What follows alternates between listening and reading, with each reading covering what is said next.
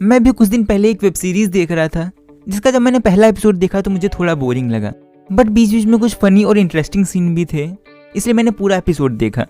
But her episode की ending इतनी interesting थी कि मैंने एक दिन में ही 5 से 6 एपिसोड देख डाले। और अगर एपिसोड स्टार्टिंग में इंटरेस्टिंग होते और उनकी एंडिंग प्रेडिक्टेबल और बोरिंग होती तो शायद मैं नेक्स्ट एपिसोड भी नहीं देखता। ऐसा है क्योंकि हम किसी एक्शन को दोबारा परफॉर्म करेंगे या नहीं, ये 2 फैक्टर पे डिपेंड करता है। फर्स्ट, उस एक्शन का पीक एक्सपीरियंस कैसा था, और सेकंड, उसकी एंडिंग कैसी थी।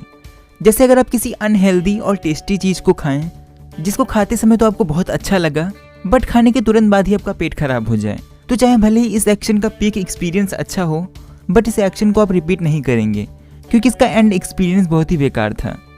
और दूसरी तरफ अगर आप कोई कड़वी चीज़ खाएं जिसको खाने के तुरंत बाद आपके अंदर एनर्जी आ जाए, तो चांसेस हैं कि आप इस एक्शन को भी रिपीट नहीं करेंगे क्योंकि चाहे भले ही एंडिंग अच्छी हो बट पीक एक्सपीरियंस बहुत ही बेकार था। इस रूल को बोलते हैं पीक एंड रूल, जिसे साइकोलॉजिस्ट डैनियल kahneman ने दिया था। उन्होंने कुछ लोगों पे एक स्टडी की जिसमें कुछ लोगों को 2 बहुत ही लाउड और अनप्लेजेंट नॉइज सुनाई गई। पहली नॉइज 8 सेकेंड की थी और दूसरी 16 सेकेंड की। दूसरी नॉइज के पहले 8 सेकेंड बिल्कुल फर्स्ट नॉइज की तरह थे, बट उसके लास्ट के 8 सेकेंड थोड़ा सा कम लाउड थे।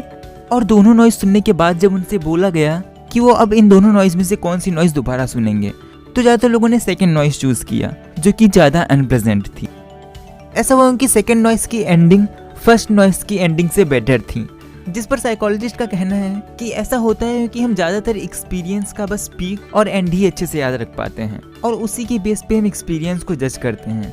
जैसे अगर आप अपनी पुरानी ट्रिप याद करें तो आपको कुछ सबसे अच्छे और बेकार एक्सपीरियंस याद होंगे और उस ट्रिप की एंडिंग भी याद होगी। और अगर आपको दोबारा से उसी ट्रिप पर जाने के लिए बोला जाए तो आप उन्हीं 2 एक्सपीरियंस के बेस पे डिसाइड करेंगे कि आप उस ट्रिप पे जाएंगे या नहीं। तो अब शायद आपको इसका भी आंसर मिल गया होगा कि क्यों हम ऐसी हैबिट और एडिक्शन परफॉर्म करते हैं जिसका एंड प्लेजेंट होता है। और पढ़ाई करना इतना कठिन क्यों है? क्योंकि पढ़ते रहे हम डिस्ट्रैक्शन की वजह से कभी भी फ्लो स्टेट में नहीं जा पाते, जिससे पीक एक्सपीरियंस बेकार रहता है और एंडिंग तो हमेशा फ्रस्ट्रेटिंग होती है। तो इसके सॉल्यूशन के लिए आप एक टेक्निक यूज कर सकते हैं जो है पोमोडोरो टेक्निक। तो बिना टाइम वेस्ट किए जानते हैं कि आप कैसे इसे यूज कर सकते हैं। सबसे पहले आपको ज्यादा काम करने की जगह पर सिर्फ एक काम डिसाइड करना है जिससे आप फोकस होकर काम कर सकें और आपकी प्रोडक्टिविटी पे कोई भी फर्क ना पड़े।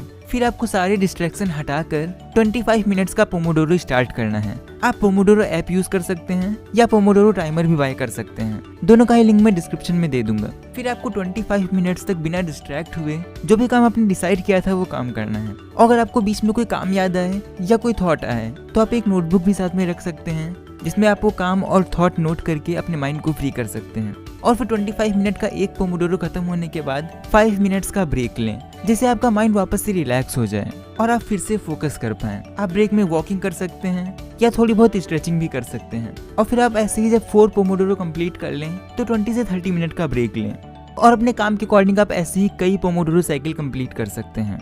अगर आपको इस टेक्निक के बारे में और जानना है तो पोमोडोरो टेक्निक ये बुक आप बाय कर सकते हैं। और पीक एंड रूल मैंने पैराडॉक्स ऑफ चॉइस इस बुक से बताया। इस बुक की फुल समरी मैंने ऑलरेडी बनाई हुई है जो आप आई बटन और डिस्क्रिप्शन से चेक कर सकते हैं। अगर आपको ये वीडियो अच्छी लगी तो चैनल को सब्सक्राइब करके बेल नोटिफिकेशन ऑन कर दें ताकि आप ऐसी ही वीडियो फ्यूचर में मिस ना करें। तो आज के लिए बस इतना ही। Thanks for watching.